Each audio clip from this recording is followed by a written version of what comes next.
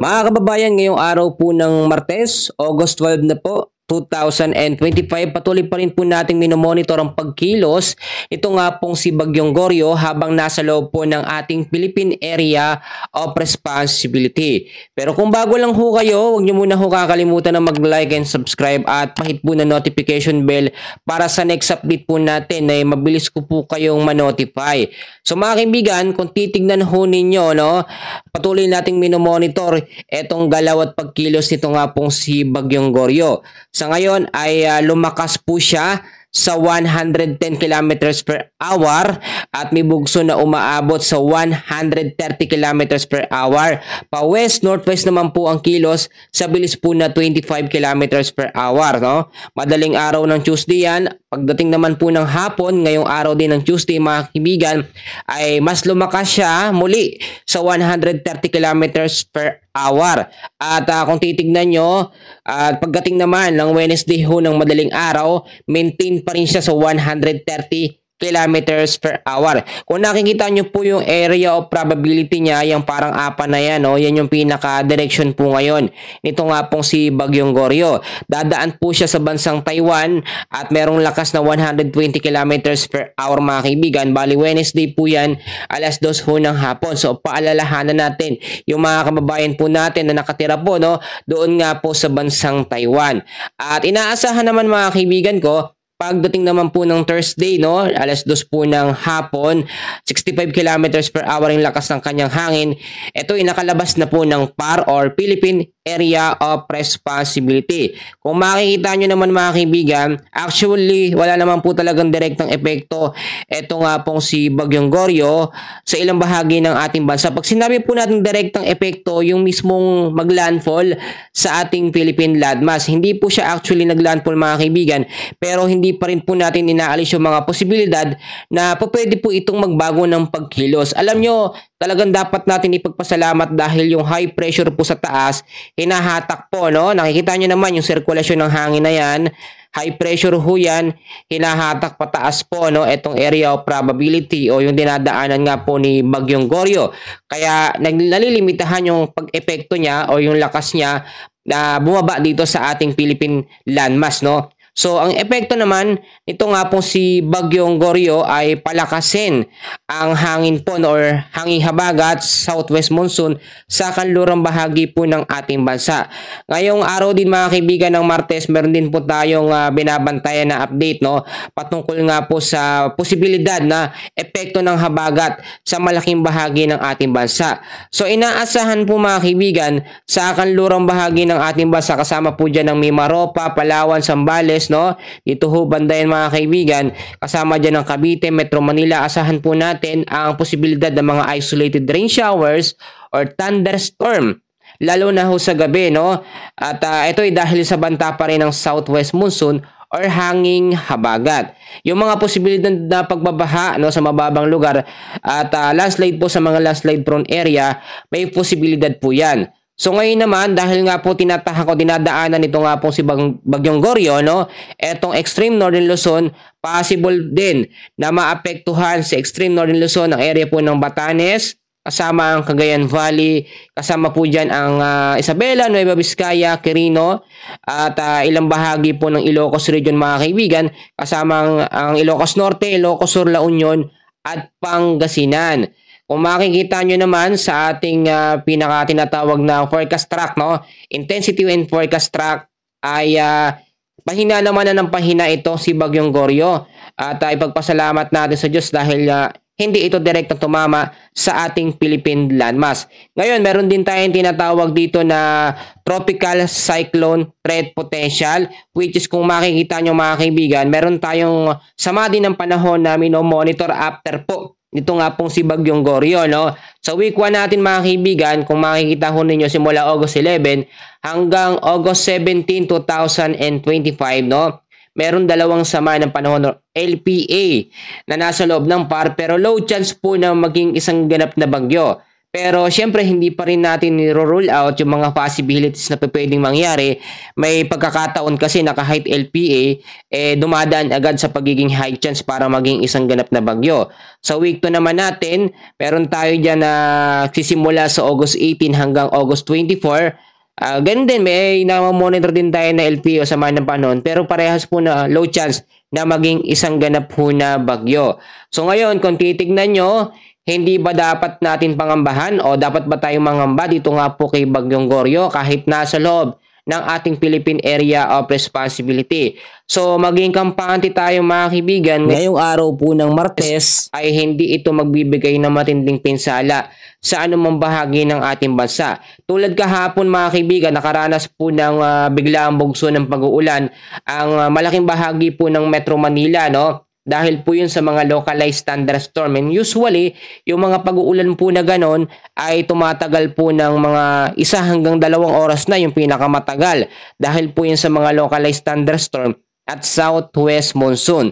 Ngayon, ang sinasabi natin dito, possible na mas pa-develop pa yung habagat sa may kanlurang bahagi ng ating bansa habang nandito pa po. Ito nga po si Bagyong Goryo. Makikita nyo naman yung pagkaikot niya mga kaibigan, no? 110 kilometers per hour, lumakas po sa 130 kilometers per hour. Pero kapag nasa bansang Taiwan na, ito ay pahina na ho ng pahina. At tatahakin naman niya, diretso siya po sa bansang China. So mga kaibigan, yung possible nga po na maging kasunod nitong si Bagyong Goryo, sa ngayon medyo hindi pa natin masisigurado. Sa forecast track or tinatawag din natin na Tropical Cyclone Threat Potential, LPA pa lamang, pero may mga posibilidad na pwedeng mabuo yan bilang isang bagyo.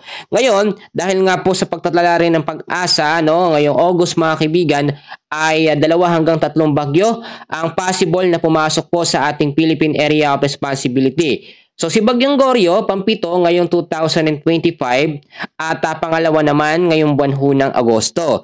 So meron pa tayong minomonitor na isang bagyo na posible pong pumasok sa ating Philippine Area of Responsibility, no? At yung susunod na bagyo mga kaibigan, possible na iba yung maging direksyon niya. Hindi kagaya nito nga pong si Bagyong Goryo. Dahil si Bagyong Goryo, kung nakita nyo naman, yung LPA pa lamang siya, na-track na agad siya na magiging typhoon category. Pumasok nga sa atin kahapon bilang typhoon category, eto nga pong si Bagyong Goryo, no? Pero agad din naman itong humina. Alam nyo, ang isang bagyo, habang nasa karagatan niya mga kaibigan, no, ay lumalakas siya at mabilis ding humihina. Kung makikita nyo yung pinakadinaanan niya, simula ho siya sa pagiging LPA hanggang tropical depression, tropical storm, severe tropical storm, typhoon category. Pero good news, hindi ito pumasok sa tinatawag natin na super typhoon category. Kasi nga no, 2 senaryo lamang ang ating binabantayan dito. Dahil nga po sa high pressure na yan, ayan nakikita nyo yung mga paangat na hangin na yan, high pressure po talaga yan. Sobrang tindi niyan,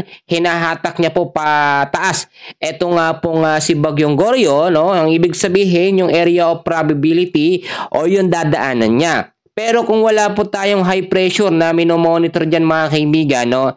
Possible na bumaba itong si Bagyong Goryo. So pag bumaba yan, apektado po ang ilang bahagi ng Batanes, no? Cagayan Valley, yung mga lugar ho na yan. At possible na malaking bahagi ng Metro Manila, extreme northern Luzon, ay maapektuhan po ng papalapit o mas malapit na trap or extension po ng kanyang hangin. Ang mangyayari dito, kapag walang high pressure at mas bumaba yung kanyang area of probability, etong 4 na yan mga kaibigan, para clear po sa inyo, mas lalakas ang epekto ng habagat or southwest monsoon sa kanlurang bahagi ng ating bansa. So sana ho, naiintindihan nyo yung paliwanag ko mga kaibigan. Ginagawa ko ho yung best ko sa pag-explain sa inyo para mabilis nyo pong maunawaan. Ngayon mga kaibigan, ano ba ang dapat gawin natin? Dapat ba tayong mataranta dahil may bagyo sa loob ng PAR, no?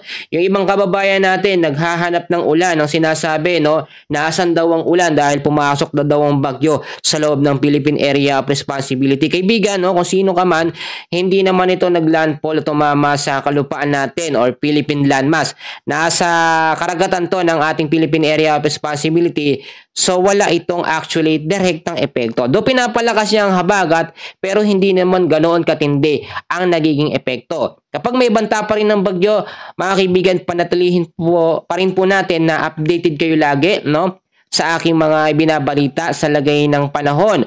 Ugaliin po mag-standby, no, at mag-like and subscribe. Hit nyo yung notification bell para next upload natin, mabilis kayong nanonotify. Pangalawa, mga kaibigan, i-safety rin po natin yung mga importante nating gamit, mga papeles, no, yung mga dokumento, dapat naka-plastic yan. Lalo na yung mga lugar na alam nyo laging binabaha, no.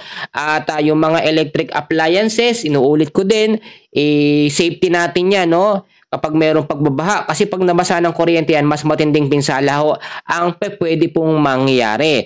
At idadagdag ko din, maglinis ho tayo ng kapaligiran, yung mga basura, no? Palagi ko pong inuulit sa inyo na minsan sumasablay na nga tayo sa flood control, sa mga drainage natin, no? Dahil minsan kulang sa budget, tapos sasabayan pa natin ng maraming basura. So yung nagsabi din na wala daw koneksyon ng basura sa pagbabaha ulan, kaibigan, ngayon explain ko sa iyo na talagang may koneksyon.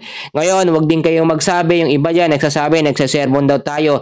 Paalala ho ito, mga kaibigan, para din updated kayo sa mga dapat gawin. Eto pa, mga kaibigan, yung mga nakatira malapit po sa mga low-lying areas, especially dyan sa Metro Manila, no? Yung mga mababang lugar dyan na isang oras lang na pag-uulan dahil sa habagat, binabaha na agad, no? Kung pwede natin na gawan ng paraan, kung kaya nyo lumikas sa mas safe na lugar, mas mataas, gawin na ho natin. Maraming bahagi dyan, no? Kasama dyan ang yung mga Bulacan, no? Yung Bulacan, mga kaibigan, actually dati hindi naman binabaha yan. Ngayon, ang tindi, mga kaibigan, talagang binabaha na rin sila dahil nga po sa lakas din ng pag-uulan. And hopefully, yung habagat hindi na ho magpaulan. At gayon din, yung mga nakatira malapit po sa paanan po ng bundok, no? Yung mga malapit sa mga ilog, mag-ingat po tayo, mga kaibigan, sa possible na posibleng pagtaas ng tubig yan kapag meron pong mga pag-uulan or lakas po ng ulan dahil sa bagyo or habagat. So, gayon din, mga kaibigan, no? Lagi tayo magdala ng payong, jacket, kapote, panlaban ho sa mga biglaang bugso po ng mga pag-ulan. May mga nagtatanong kung may pasok, kaibigan, kabayan, meron tayong pasok ngayon. Huwag kayong maniwala sa mga naglalabasang update na walang pasok advisory. So, sa legit na source galing sa LGU ninyo, ang tignan nyo kung talagang nag-post ho sila. Huwag tayong basta-basta makinig. So, kababayan, kaibigan, maraming salamat kung nakaabot ka sa dulong video na ito. Sobra akong nagpapasalamat sa iyo. Makakatulong ang update natin na ito para sa kalagayan mo at sa iyong pamilya. Yan muna ang update natin sa ngayon. And please huwag kakalimutan na mag-like and subscribe. Maraming salamat.